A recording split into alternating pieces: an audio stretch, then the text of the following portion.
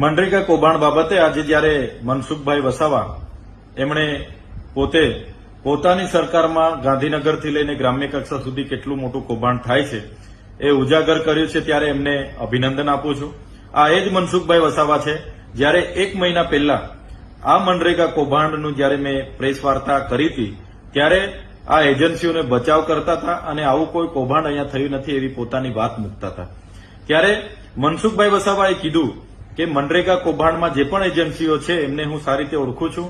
એમને હમણાં પણ સર્કિટ હાઉસમાં બોલાવીને મેં મુલાકાત લીધી છે અને ગાંધીનગરના મંત્રીઓ, એમના સાંસદો, એમના ધારાસભ્ય, એમના સચિવો, એમના નિયામક, ડીડીઓ, ટીડીઓ સુધીના કેટલા લોકોને કેટલા હપ્તા આપણે આપ્યા છે એની પણ સંપૂર્ણ માહિતી એમની પાસે છે એવી એમણે કબૂલાત કરી છે. ત્યારે મનસુખભાઈ વસાવા પર પહેલેથી જ આ માહિતી હતી અને આજે પણ છે. ત્યારે એમને વિનંતી છે કે આ તમામ પ્રકારની માહિતી જગજાહેર કરે.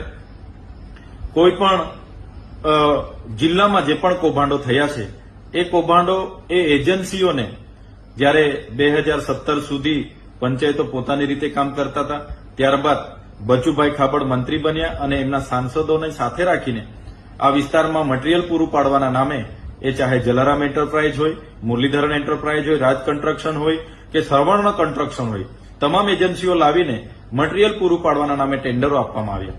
આ એજન્સીઓએ એક પણ કોરીમાંથી કપચી, લીજોમાંથી રેતી કે કોઈ દુકાનમાંથી સળિયા સિમેન્ટ લીધા વગર કે કોઈ જગ્યાએ એ મટીરીયલ પૂરું પાડ્યા વગર બોગસ રોયલ્ટી, જીએસટી વાળા બિલો મૂકીને કરોડો રૂપિયા સરકારી નાણાં પોતાના ખાતામાં જમા કર્યા અને એ નાણાં કેટલાય નેતાઓને, કેટલાય અધિકારીઓને એમણે વ્યવહાર કર્યો ને આ કૌભાંડ છેલ્લા 5 વર્ષ સુધી ચાલ્યું.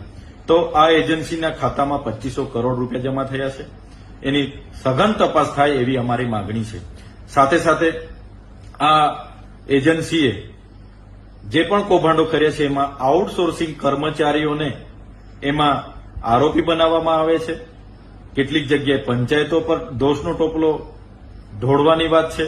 ત્યારે આ એજન્સીએ મટીરીયલ પૂરું પાડવાનું હતું, નથું પૂરું પાડીને કૌભાંડ કરેલું છે. એટલે આમાં જે પણ ઉચ્ચ કક્ષાના અધિકારીઓ છે, જેમ કે નિયામક હોય, ડીડીઓ હોય, ટીડીઓ હોય, એના પ્રોજેક્ટ કોઓર્ડિનેટર હોય, એમના પર પણ કાર્યવાહી કરવામાં આવે એવી અમે માંગ કરીએ છીએ.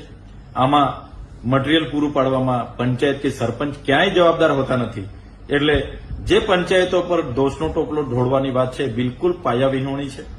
સાથે સાથે હમણાં જે તપાસ ચાલી રહી છે એમાં મોટા ગજાના મંત્રીઓ, સાંસદો, ધારાસભ્ય, એના સંગઠનના માણસોના નામો પણ બહાર આવે એવા છે અને મનસુખભાઈ પર માહિતી છે. ત્યારે આમાં મને લાગે છે આવનારા દિવસોમાં હાઈકોર્ટના નિવૃત્ત ન્યાયાધીશની અધ્યક્ષતામાં સીબીઆઈ, ઈડી અને જીએસટી વિભાગને સાથે રાખીને તપાસ કરવામાં આવે એવી અમારી માંગણી છે. જ્યારે પણ કોઈ વ્યક્તિ નાનો ગુનો કરે છે ત્યારે દાદાનું બુલડોઝર ત્યાં પહોંચી જાય છે, ગૃહમંત્રી શેખીઓ મારે છે કે કોઈને કોઈ ચમરબંધીને છોડવામાં નહીં આવે. ત્યારે મારે વિનંતી છે કે તમારો ઝીરો ભ્રષ્ટાચારની જે નીતિ છે એને સાબિત કરવા માટે, દાદાના બુલડોઝરનો પાવર સાબિત કરવા માટે ખૂબ સારો અવસર તમારી પાસે છે. આમાં તમે ઝીણવટથી, નિષ્પક્ષથી તપાસ કરાવો. જે પણ લોકો જવાબદાર હોય, તમારા સરકારના હોય, ચાહે વિપક્ષના હોય, ચાહે સંગઠનના હોય, ચાહે ગમે તે મોટા અધિકારીઓ, એના પર કાર્યવાહી કરી બતાવો એવી અમારી માંગણી છે.